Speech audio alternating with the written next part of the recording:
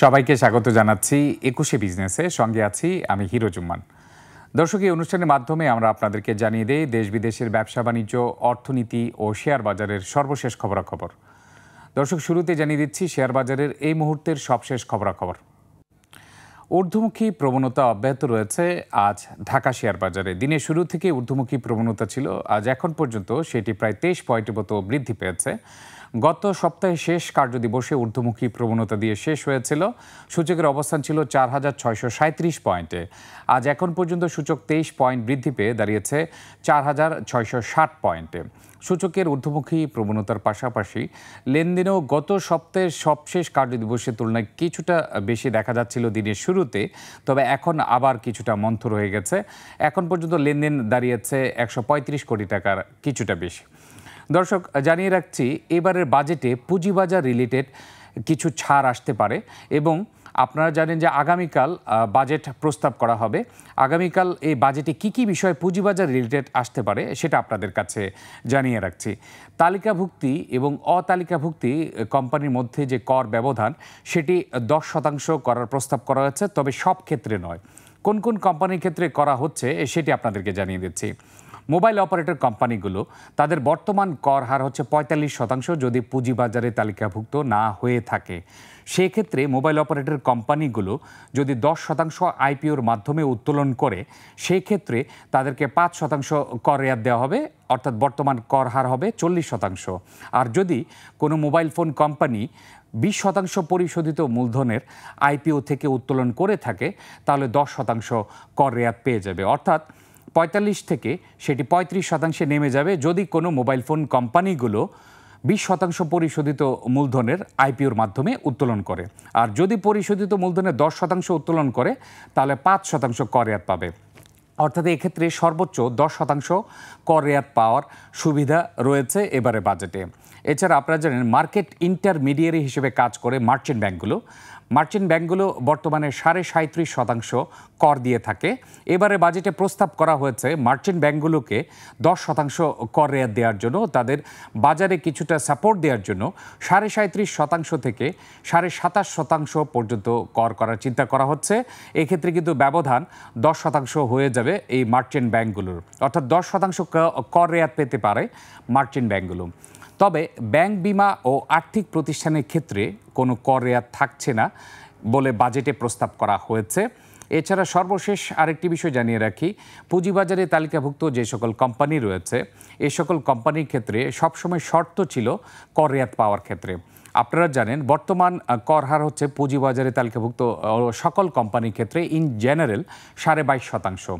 এক্ষেত্রে শর্ত ছিল আয়, ব্যয় ও বিনিয়োগের ক্ষেত্রে ব্যাংক ট্রান্সফারের মাধ্যমে লেনদেন সম্পন্ন হতে হবে। তবে এই শর্ত কিছুটা শিথিল করা হচ্ছে, অর্থাৎ ব্যয় ও বিনিয়োগ ব্যাংক ট্রান্সফারের মাধ্যমে না হলেও চলবে, শুধুমাত্র আয় ব্যাংক ট্রান্সফারের মাধ্যমে হতে হবে।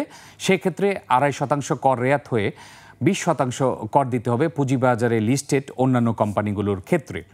তবে অতালিকাভুক্ত কোম্পানির ক্ষেত্রে 27.5% থেকে সেটি 25% করা হবে। এক্ষেত্রেও শর্ত যেটি রয়েছে আয় ব্যাংক ট্রান্সফারের মাধ্যমে সম্পন্ন করতে হবে।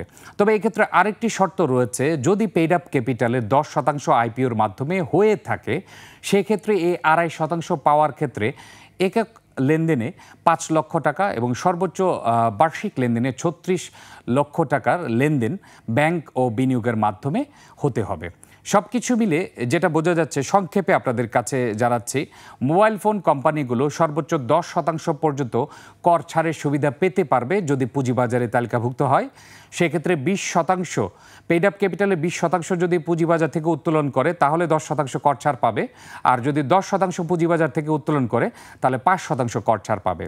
মার্চেন্ট ব্যাংকগুলো 10% কর ছাড় পাবে, 37.5 থেকে 27.5% কর হার নামিয়ে আনা হবে। এছাড়া ব্যাংক, বিমা, আর্থিক প্রতিষ্ঠানে কোনো কর ছাড় থাকবে না। আর পুঁজিবাজারে তালিকাভুক্ত কোম্পানির ক্ষেত্রে যে সকল শর্ত ছিল আয়, ব্যয় ও বিনিয়োগের, এই 3টি শর্তের মধ্যে শুধুমাত্র একটি শর্ত রাখা হচ্ছে, সেটা হচ্ছে আয় ব্যাংক ট্রান্সফারের মাধ্যমে সম্পন্ন করতে হবে লেনদেন।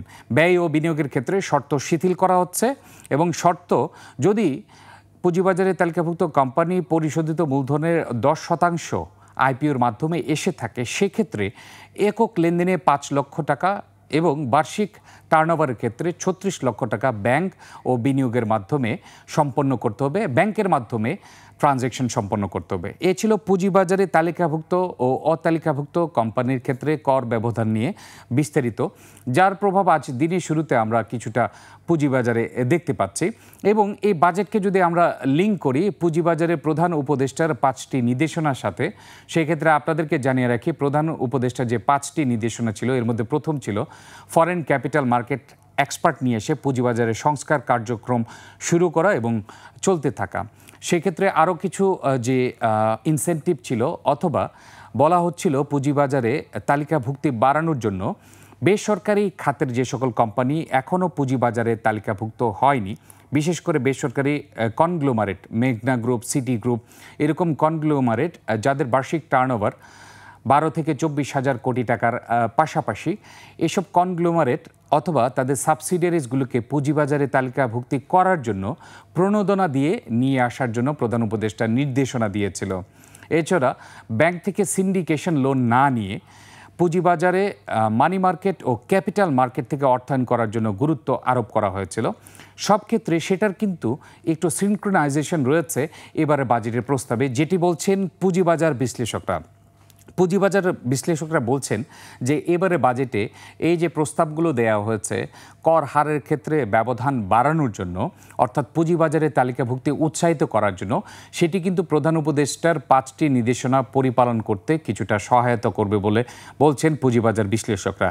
কিভাবে সহায়তা করতে পারে? আপনারা জানেন যে পুঁজিবাজারে তালিকাভুক্তির জন্য অন্যতম প্রধান ফ্যাক্টর হচ্ছে কর ব্যবধান, এবং এই কর ব্যবধানে যদি বিশেষ করে মোবাইল কোম্পানিগুলোর কথাই বলি, তারা যদি 10% শেয়ারও পুঁজিবাজারে ছাড়ে সেক্ষেত্রে 5% কর রেয়াত পাচ্ছে, 20% শেয়ার ছাড়লে 10% কর রেয়াত পাচ্ছে। সেক্ষেত্রে বাজার বিশ্লেষকরা বলছে মোবাইল ফোন কোম্পানিগুলো পুঁজিবাজারে আসতে উৎসাহিত বোধ করবে। এছাড়া বেসরকারি যে সকল কোম্পানিগুলো রয়েছে তাদের ক্ষেত্রেও তালিকাভুক্তি এবং অতালিকাভুক্তির পার্থক্য প্রায় 7.5 পৌঁছাবে। কিভাবে 7.5 পৌঁছাবে সেটা আবারও ক্লিয়ার করে দিচ্ছি। দর্শক, আপনারা জানেন তালিকাভুক্তি কোম্পানির ক্ষেত্রে 22.5% ইন জেনারেল কর হার রয়েছে। যদি শর্ত পরিপালন করা হয় তাহলে আরও 2.5% ডিসকাউন্ট দিয়ে সেটি হয় 20%, যেটি এবারে বাজেটে প্রস্তাব করা হচ্ছে যে পুঁজিবাজারে তালিকাভুক্ত কোম্পানির সব কোম্পানির কর হার হবে 20%। আর যদি অতালিকাভুক্ত থাকে আর শর্ত যদি পরিপালন না করে তাহলে কিন্তু 27.5% ছিল, আর শর্ত পরিপালন করলে সেটি 25% হবে। সেক্ষেত্রেও মিনিমাম ব্যবধান 5% যেটা আগে ছিল এখনও আছে, আর সর্বোচ্চ ব্যবধান 7.5 থেকে 10 হতে পারে। কিভাবে 10? মার্চেন্ট ব্যাংকগুলো 37.5 ছিল কর হার, এখন সেটি হবে 27.5, অর্থাৎ 10% ব্যবধান পাচ্ছে। মোবাইল ফোন কোম্পানিগুলো 10% ব্যবধান পাচ্ছে, অন্যান্য কোম্পানিগুলোর ক্ষেত্রে সেটি 5% ব্যবধান পাচ্ছে। সব কিছু মিলে করের যে ব্যবধান রয়েছে সেটি যদিও সবাইকে সার্বিকভাবে 10% দেয়া হয়নি, তাও বাজার বিশ্লেষকরা বলছে যে এটি যদি বাজেটে বাস্তবায়িত হয় তাহলে সেটি কিন্তু পুঁজিবাজারের জন্য পজিটিভ হয়ে দাঁড়াবে। এছাড়া আপনারা জানেন যে ব্রোকারেজ হাউসের যে টার্নওভার ট্যাক্স রয়েছে সেটিও কমানোর প্রস্তাব করা হয়েছে এবারের বাজেটে। ক্যাপিটাল গেইন ট্যাক্স মওকুফ করার জন্য প্রস্তাব করা হয়েছে। এছাড়া ডিভিডেন্ডের উপর যে ট্যাক্স দিতে হয় সেটি 1 লাখ টাকা পর্যন্ত করমুক্ত করার সীমা প্রস্তাব করা হয়েছে। সব কিছু মিলে পুঁজিবাজারের জন্য এই ছিল বাজেট রিলেটেড ইনসেন্টিভ।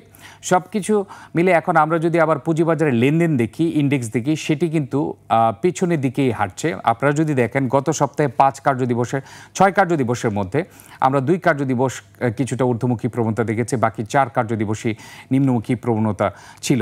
বর্তমান যে সূচকের অবস্থান রয়েছে সেটি যদি আমরা আগস্ট মাসের সাথে কম্পেয়ার করি, 11ই আগস্ট সূচকের অবস্থান ছিল 6015 পয়েন্ট, বর্তমানে সূচকের অবস্থান হচ্ছে 4607 পয়েন্টের মতো।